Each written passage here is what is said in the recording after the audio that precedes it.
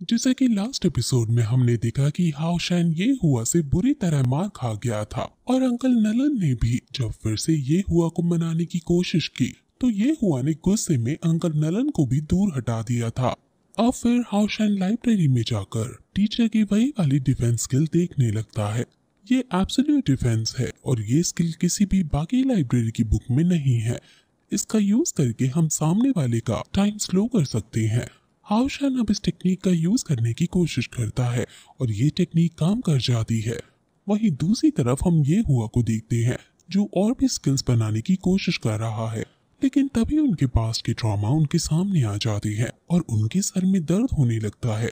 असल में पास्ट में उनका कोई दोस्त नहीं था और सभी ने उन्हें बुली किया था। ये हुआ मेंटली पूरी तरह से टूट गया था और ये ट्रॉमा अब तक उसके साथ है और फिर से अब वो अपनी बनाई हुई स्किल्स को गुस्से में नीचे फेंक डालता है। वहीं अब दूसरे दिन जब हाओशैन अपने कमरे में जाता है तो बाकी बच्चों ने उसके कमरे के गेट पर कई सारी गालियां लिखी हुई थी और वो हाओशैन को पीटने के लिए भी तैयार थे। हाओशैन इनसे नहीं लड़ना चाहता है, इसलिए वो अपने कमरे में जाने लगता है, लेकिन वो लोग हाओशैन को बुरी बुरी गालियां देकर उसे डॉग बुलाने लगते हैं। सभी बच्चे उसका काफी मजाक उड़ा रहे हैं और वो अपनी अब हद पार करके ये हुआ का भी मजाक उड़ाने लगते हैं और कहते हैं कि छोटा डॉग बड़े डॉग के पीछे पड़ा है।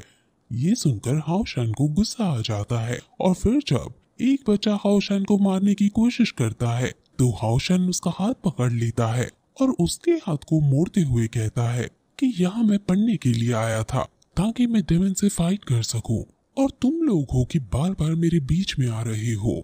ऐसा कहकर वो सभी को पीटने लगता है और कहता है कि मेरी चुप्पी को तुमने मेरी कमजोरी कैसे समझ लिया। अब सभी बच्चे एक साथ हाओशैन को मारने के लिए आने लगते हैं, लेकिन तभी हाओशैन एब्सोल्यूट डिफेंस स्किल का यूज करके उनका टाइम फ्रीज कर देता है और फिर वहां जाकर सभी को एक एक करके मारने लगता है। वहां तभी ये हुआ भी आ जाता है और वो जब एब्सोल्यूट डिफेंस स्किल को देखता है तो हैरान हो जाता है। वो बच्चे गिरते हुए भी ये हुआ का मजाक उड़ाने लगते हैं और कहते हैं कि तुम ये मत सोचना कि उस बुढ़ी डॉग से तुमने कुछ सीख लिया है। हाओशैन कहता है कि अगर तुमने एक बार और मेरे टीचर का मजाक उड़ाया तो मुझसे बुरा कोई नहीं होगा। ये सुनकर ये हुआ हैरान हो जाता है और वो भी अपने पास को याद करता है कि उसने भी बाकी बच्चों से अपने टीचर के बारे में ऐसा कहा था। यानी हाओशैन की लाइफ बिल्कुल सेम टू सेम उसके जैसी ही है और हाओशैन भी अपने टीचर की ही उतनी रिस्पेक्ट करता है जितनी की वो बचपन में अपने टीचर्स की करता था। अब उसे हाओशैन पर प्यार आना चाहिए था क्योंकि ये असल में उसका ट्रॉमा था, इसलिए उसे सर में दर्द होने लगता है। बचपन में उसके टीचर्स ने उसे मुंह मोड़ लिया था और उसके बाद उसकी हालत बहुत बुरी हो गई थी।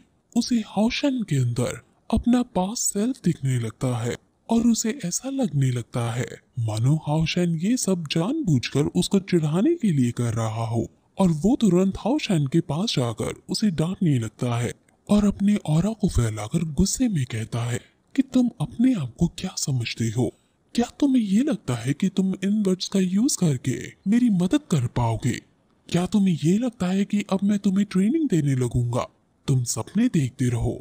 तुम्हें जो भी कुछ मिल रहा है वो मेरी वजह से नहीं है बल्कि तुम्हारे गॉड गिफ्ट की वजह से है और यही तुम्हारा श्राप है कि तुम्हें बाकियों से कम मेहनत में बाकियों से ज्यादा चीजें मिल जाती हैं। तुम्हारा इसमें कोई टैलेंट नहीं है। तुम बस एक कबाड़ के कचरे की तरह हो जिसे कोई नहीं चाहता है। अब उसके गुस्से से आसपास का कांच टूट जाता है और फिर तभी वहां अंकल नलन आकर ये हुआ कि गुस्से को शांत करते हैं और उसे पूछते हैं कि आखिर तुम गुस्सा किस बात पर हो। ये हुआ को भी एकदम होश आता है और वो हैरान हो जाते हैं कि आखिर उन्होंने अभी उससे इतना बुरा क्यों बोल दिया। वो गिल्टी फील करते हुए एम्बैरेसिंग सिचुएशन में वहां से भाग जाते हैं। अंकल नलन हाओशैन को संभालते हैं और पूछते हैं कि तुम ठीक हो ना।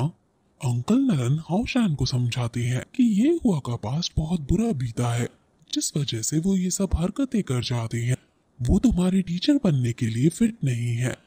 हाओशैन कहता है कि मैं आपकी बात समझ रहा हूँ लेकिन मैं अभी गिव अप नहीं कर सकता हूँ।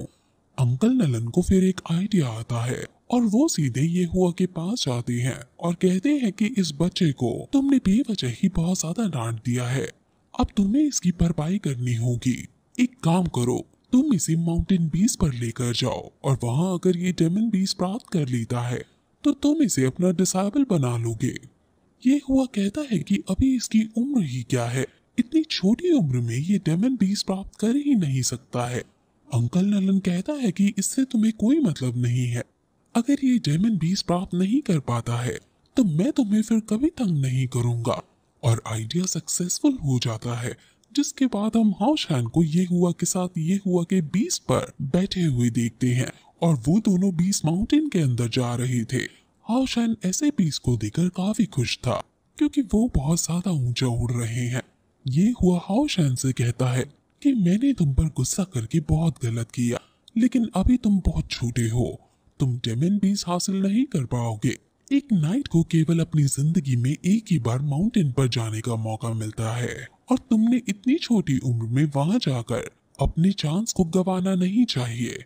हाउशैन कहता है कि मैंने इसके बारे में सोच लिया है और मैंने वहां जाने का डिसाइड किया है। और फिर वो ये हुआ को उसी की डिफेंस टेक्निक देता है और कहता है कि ऐसी जीनियस डिफेंस टेक्निक मैंने पहली बार ही देखी है। ये दुश्मन के टाइम को स्लो करके लड़ने के लिए समय दे देती है। मैं इसे आपसे पूरी तरह सीखना चाहता हूँ।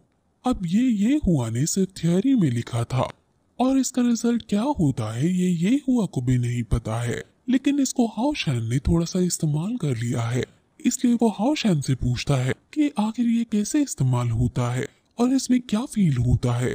हाउशैन बताता है कि पहली बार उसे यूज करने में हमें स्पिरिट बार का यूज करना पड़ता है, लेकिन बाकी बार में फिर बिना स्पिरिट बार का यूज किए ही हम इस टेक्निक का यूज कर सकते हैं।